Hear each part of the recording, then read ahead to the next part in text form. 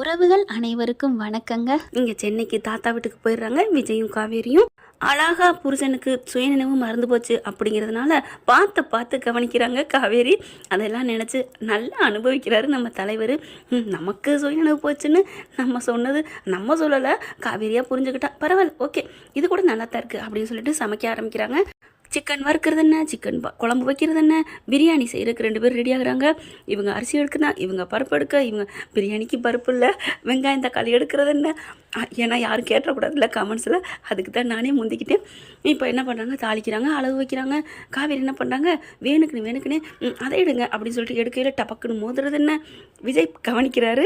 ஆஹா, நம்ம ஆள் நமக்கு நல்லபடியாக குணமாகணும், சுய உணவு வரணுங்கிறக்காண்டி எனக்குனே நம்மளை இடிக்கிறாளே, சே பாவம், நம்ம உண்மையை சொல்லிடலாம் அப்படின்ட்டு காவேரி என்ன பாஸ் அப்படிங்கிறாங்க. காவேரி என்ன உங்கள்கிட்ட ஒன்று சொல்லணும்.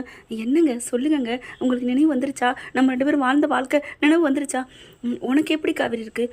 என்னங்க சொல்கிறீங்க, நம்ம 2 பேரும் நல்லா வாழ்ந்தோமே, நம்ம அழகாக போட்டிங் போவோம், கடற்கரைக்கு போயிருக்கோம், வேற எங்கேயே போயிருக்கோம், அந்த ஐயா சொன்னாரே அப்படின்ட்டு நம்ம 2 பேரும் அழகாக பிரியாணி சமைப்போமா, நல்லா நீங்கள் என்னை எப்பவும் தூக்கிக்கிட்டே தான் மாடிக்கு போவீங்களாம் அப்படின்னு காவேரி சின்ன பிள்ளை மாதிரி சொல்கிற பார்த்து மனசுக்குள்ளே ரசிக்கிறாரு. ஆனாலும் வருத்தப்படுறாரு. தாத்தா சொல்லி கொடுத்ததை கரெக்டாக சொல்லியிருக்காரு அப்படின்னுட்டு அதுக்கப்புறம் சொல்லுவோம் அப்படின்ட்டு அது வந்து காவேரி அப்படின்ட்டு டே விஜய் சொல்லிடாதடா, நீ சொன்னீன்னா அப்புறம் அதுக்கு மேலே ஒன்றும் சொல்ல முடியாது.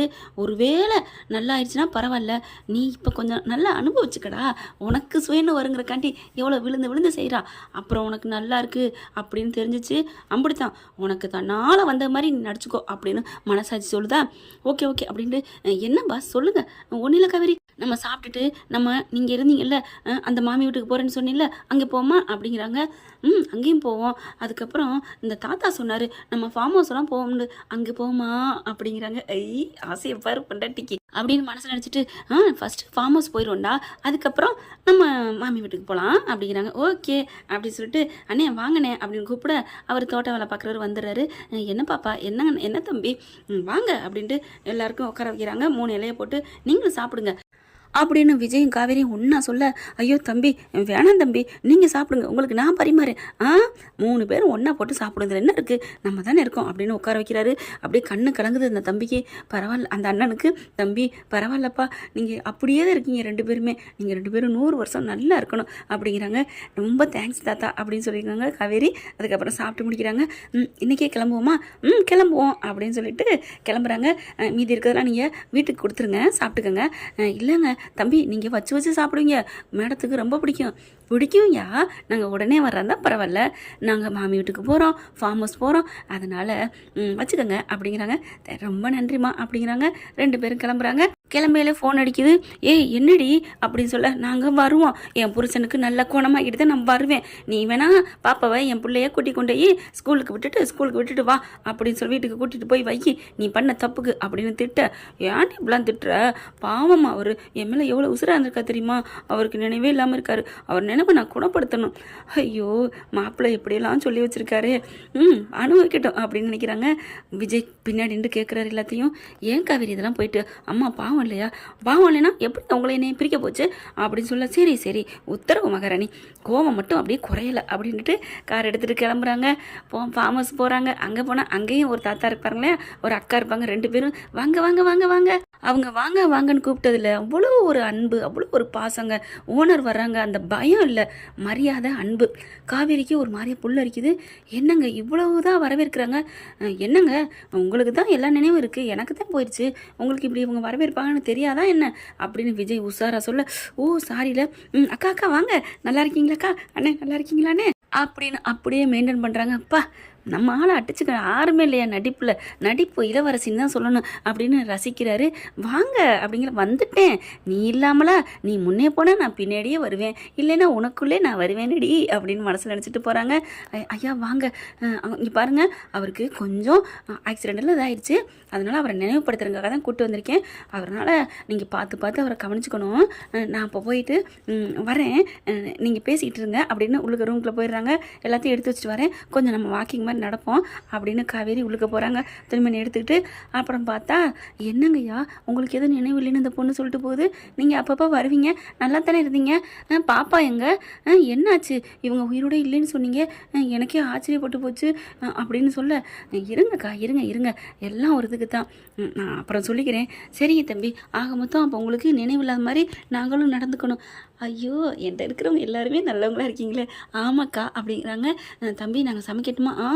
ஐயோ, என் பொண்டாட்டி சமைச்சு என்னை குணப்படுத்தணும்னு கூட்டியாந்துருக்கா, நீங்கள் எதுவும் பண்ணிக்கிறாதீங்கக்கா அப்படின்னு சொல்ல, சரிங்க தம்பி நீங்கள் சொன்னால் நாங்கள் மீறவா போகிறோம் அப்படிங்கிறாங்க. அதுக்கப்புறம் அதுக்குள்ளே விஜய் அப்படின்னு கூப்பிட, ஐயோ கூப்பிட்றாளேன்னு ஓடுறாரு. என்னம்மா என்ன அப்படிங்கிறாங்க. இது நீங்கள் துணிமெல்லாம் நிறைய இருக்குங்க அப்படிங்கிறாங்க. என்னம்மா ஏன்டா கேட்குற? ஓ சாரி, துணிமெல்லாம் முன்னாடி இங்கே இருந்துச்சு தானே, மறந்துட்டேன், வந்து 5 வருஷம் ஆச்சு இல்லையா, அதுதான் எனக்கு தெரியாமல் போச்சு அப்படிங்கிறாங்க. ஆனாலும் உங்களுக்கு எல்லாமே மறந்தது எனக்கு கஷ்டமாக இருக்குங்க, வாங்க அப்படின்ட்டு, இந்த பாருங்கள் உங்கள் ட்ரெஸ்ஸு பூரா இங்கே தான் இருக்குது, என் ட்ரெஸ்ஸு பூரா இங்கே தான் இருக்குது அப்படின்னு பார்க்கல ஒரு இடத்துல பார்க்குறாங்க. கரெக்டாக ஒரு தூண் மாதிரி இருக்குது. அந்த தூணில் அப்படியே ஹார்ட்டின் போட்டு அதில் விஜய் காவேரின்னு எழுதி ஒரு அம்பு விட்டுருக்காங்க. பார்த்தோன்னே கண்டிப்பாக இது நம்ம தான் பண்ணியிருப்போம், அப்போ அவருக்கு தெரியாதே, நம்ம தான் சொல்லணும் அப்படின்ட்டு, விஜய் இது தெரியுதா பாருங்க, நல்லா தெரியுதா, ஹார்ட்டின் இருக்குது, வீக்கான் போட்டிருக்கு, என்னங்க நீங்கள் இதை நீங்கள் தானே எழுதுனீங்க அப்படின்னு சொன்னோன்னே, நான் தான் எழுதியிருப்பேன்னு ஒரு கெஸ்ஸில் சொல்கிறா. ஐயோ அப்படின்ட்டு, அப்படியா காவேரி, எனக்கு தெரியல காவேரி, நான் எனக்கு கஷ்டமாக இருக்கு காவேரி, சரி சரி விடுங்க விடுங்க அப்படின்ட்டு அதில் 2 பேரும் கையை வைக்கிறாங்க. கையை வச்சோன்னே காவேரிக்கு ஒரு மாதிரியாக வருது. என்ன காவேரி என்னாச்சு? எனக்கு என்னென்னமோ வருதுங்க, இங்கே வந்திருக்கோங்க நம்ம ஏற்கனவே. என்ன காவேரி, நம்ம தான் ஏற்கனவே வந்திருக்கோமே, நீ என்னம்மா என்ன காவேரி இங்கே வந்தால் இதெல்லாம் பண்ணியிருக்க மாட்டோமா என்ன? ஓ ஆமாம்ல அப்படின்னு சொல்லிட்டு இதில் ஒரு வாட்டி கை வைப்போம் அப்படின்னு 2 பேரும் கை வைக்கிறாங்க. ஃபோட்டோவும் எடுத்துக்கிறாங்க. அதுக்கப்புறம் 2 பேரும் வர்றாங்க, கட்டில் உட்காடுறாங்க. விஜய் உங்களை நான் எப்படியாவது குணப்படுத்தணும் விஜய் அப்படின்னு சொல்ல, பரவாயில்லம்மா இருக்கட்டும், சரி நம்ம வாங்க வெளியில் போய் சுற்றி பார்த்துட்டு வருவோம் அப்படின்னு சுற்றி பார்க்க போகிறாங்க. ஒவ்வொரு தான் அப்படியே ஒன்று இடம் அழகாக இருக்குங்க, சேர் போட்டிருக்காங்க, ஊஞ்சல் போட்டிருக்காங்க, இதில் நம்ம உட்காந்து விளையாடுவோமா? கண்டிப்பாக அவர் விளையாண்டுருப்பாரு, நம்மளை தான் உட்கார வச்சுருப்பாருன்ட்டு, விஜய் நீங்கள் தான் இதில் என்னை தள்ளி விடுவீங்க, எனக்கு ஆட்டி விடுவீங்க, நான் இதில் உட்காந்துக்குவேன். ஓ அப்படியா பாவி கள்ளி, என்ன உட்கார வச்சுட்டு நீ தானடி தள்ளி விட்ட, ஐயோ அப்படின்ட்டு, சரிம்மா நீ உட்காந்துக்க அப்படின்னு ஆட்டி விட்றாங்க. ஏதாவது நினைவு வருதா விஜய் அப்படின்னு கேட்குறாங்க. இல்லையம்மா, சரி விடுங்க, அதனால் ஒன்றும் பிரச்சனை இல்லை அப்படின்னு சொல்லிட்டு, இப்போ நம்ம 2 பேரும் குளிக்க போகிறோம், ஜாலி குளிக்க போகிறோம் அப்படின்னு விஜய் சொல்லி சந்தோஷப்பட, ஏன் எதுக்கு இப்படி சிரிக்கிறீங்க? இல்லை நான் ஒருவேளை அப்படி சொல்லியிருக்கலாம் காவேரி, அப்படி கூட இருக்கலாம், விஜய் சொல்லியிருக்கலாம் செஞ்சுருக்கலாம் அப்படின்னு எல்லாத்தையும் செய்யடா அப்படின்னு மனசாட்சி சொல்லுது. விடு விடு அப்படின்னு சொல்லிட்டு, வா காவேரி நம்ம குளிக்கலாமா அப்படின்னு சொல்லிட்டு 2 பேர் இறங்குறாங்க. ஐயோ எனக்கு குளுன்னு இருக்கே அப்படின்னு விஜய் சொல்ல, அதெல்லாம் சொல்லக்கூடாது, என் கூட இருக்கல நீங்கள் ரொம்ப சந்தோஷப்படுவீங்க. அப்படியா? ஆமாம் அப்படி சொல்ல, கேளுங்க அந்த அக்கா கிட்ட, அக்கா அப்படின்னு கூப்பிட, என்ன தம்பி அப்படிங்கிறாங்க. அப்புறம் மறுபடியும் கேட்குறாங்க, தண்ணிக்குள்ளே நாங்கள் குளித்தா நாங்கள் சந்தோஷப்பட்டு உங்ககிட்ட ஏதாவது பேசியிருக்கோமா? என்ன தம்பி காதில் விழுகலை? ஒன்றும் இல்லை நீங்கள் போங்கக்கா நான் பார்த்துக்கிறேன் அப்படிங்கிறாங்களா. என்ன தம்பி நீங்கள் அதுக்கெல்லாம் குளிச்சிங்கன்னா வெளியில் வரவே மாட்டீங்களே அப்படின்னு கத்தி சொல்கிறாங்க. ஆகா நம்ம கேட்ட கேள்வி புரியாட்டியும் பதிலை கரெக்டாக கணிச்சு சொல்லிட்டாங்கன்னு சந்தோஷப்படுறாங்க. அப்படியே டமால்னு 2 பேரும் குளிக்கிறாங்க, குதிக்கிறாங்க. குதிச்சிட்ருக்கையில் அப்படியே தண்ணி மண்டையில் பட்டு அப்படி மேலே நிமிர்றாங்க. நிமிர்ந்த கையோட மொபைலாக பாட்டு இருக்குது பார்த்தீங்களா, அனுஷ்காவை ரசிப்பார்ல நம்ம மாதவன், அதே மாதிரி நம்ம தலைவன் அப்படி காவேரி ரசிக்க ஆரம்பிக்கிறாரு. விஜய் ரசிக்கிறத காவேரியுமே உண்மையிலே ரசிக்க ஆரம்பிக்கிறாங்க. ஏன்னா புருஷன் தானுங்களே. அப்படி பார்க்குறாங்க.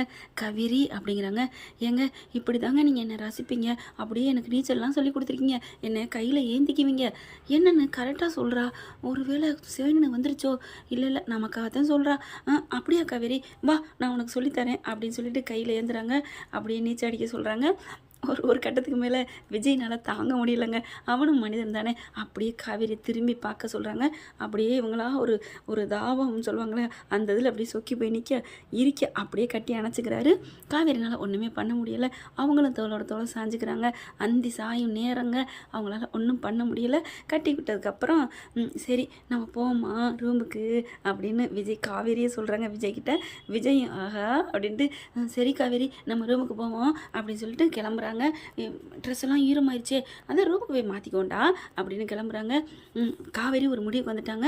விஜய் கூட நம்ம எப்படியாவது ஒன்றும் மண்ணுமா இருந்து அவருக்கு சந்தோஷத்தை கொடுத்து அதுலேயாவது அவருக்கு சுயநினைவு வருதான்னு பார்க்கணும் அப்படின்னு சொல்லிட்டு காவேரி விஜய் அணைச்ச வாக்கில் கூட்டிகிட்டு போகிறாங்க. என்ன ஃப்ரெண்ட், இப்படிலாம் போனால் நல்லா தானே இருக்கும். பார்க்கலாம் என்ன நடக்க போகுதுன்னு. தேங்க்யூ.